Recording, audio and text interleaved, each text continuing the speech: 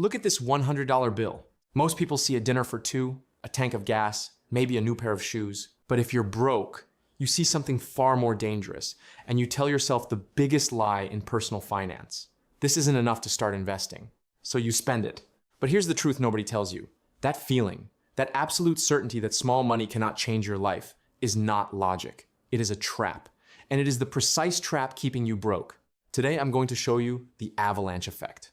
How this single $100 bill is not a rounding error. It is a financial seed. And because you keep throwing the seed away instead of planting it, you are literally making your future self broke. Save $100 a month for 12 months, you have $1,200. Very simple addition. Your brain understands that completely. But wealth is not built through addition. True wealth is built through exponential multiplication and compounding. The human brain cannot naturally visualize exponential curves. It is a hardware limitation. It is why people ignore compound interest until it is far too late. Albert Einstein reportedly called compound interest the eighth wonder of the world.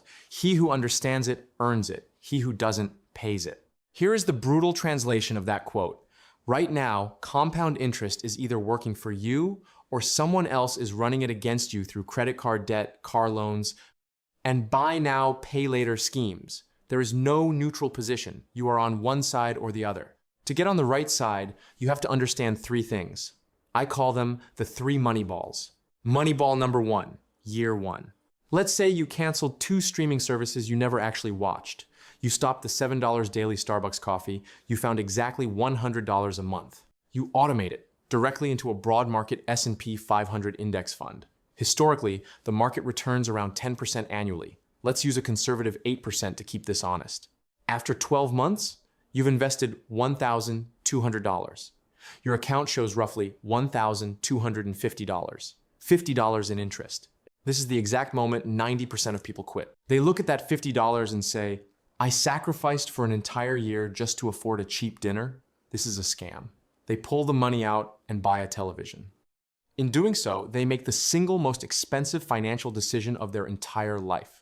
Moneyball number 2, year 20. You refuse to quit. The automation ran silently in the background while you lived your life. You've personally contributed $24,000, your own money, money you actually worked for. But your account balance? Nearly $60,000. That $36,000 gap money you never worked for, money that arrived while you were sleeping, breathing, existing, that is ghost money.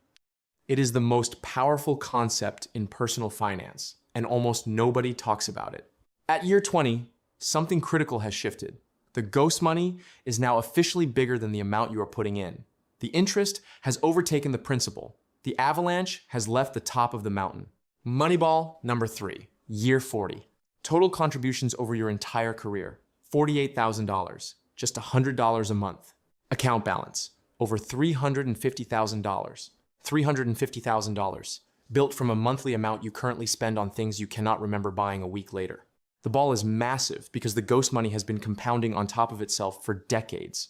The snowflake that looked like absolutely nothing in year 1 became a catastrophic, unstoppable wall of wealth. You're probably thinking, I'm already in my 30s or 40s, this math doesn't apply to me. Every day you wait to start ball 1, you are not just losing $100, you are cutting off the tail end of ball 3. Waiting just 5 years could cost you over $100,000 at retirement. Time is a more powerful currency than the dollar itself. If you are starting later, you cannot let time do all the heavy lifting, you have to increase the input. Instead of $100, aggressively find $300, $500, or $1,000 a month. Audit your life like it owes you money, because it does. Even a 10-year compounding window is infinitely better than arriving at retirement with nothing but a leased car and a closet full of clothes nobody asked for. And what if the market crashes? This fear is exactly why the middle class stays trapped. Wealthy people do not fear crashes. They treat them like a clearance sale. If your grocery store put premium steak on 50% off, would you run out screaming? Of course not. You'd buy as much as your freezer could hold. When you automate $100 every month, you are using dollar cost averaging. When the market is high, your $100 buys a few shares. When the market crashes and the news is screaming doom, that same $100 suddenly buys double or triple the shares. You are accumulating wealth seeds at a discount. When the market recovers, and it has survived world wars, global pandemics, and complete economic collapses, Every one of those discounted seeds is what transforms ball 3 into a monster. You do not need to time the market, you just need to survive it, and surviving it simply means not touching it. Most finance videos give you inspiration and no realistic steps. Motivation without structure is just entertainment. You feel optimistic, you close the app, nothing changes. Here are real, actionable steps to take. Step 1. The audit. Find your $100. I do not care if it means canceling the gym and doing push-ups in the park. I do not care if it means cutting the food delivery apps and cooking twice a week. Find it. It exists. You are currently spending it on things that are making other people rich. Step 2. Automate the process. Do not trust your own discipline. Your brain wants the new shoes, the weekend trip, the DoorDash. The second you have a rough week, your willpower collapses and the money vanishes. Open a brokerage account, Vanguard, Fidelity, or Schwab, and set up an automatic transfer for the same day your paycheck hits.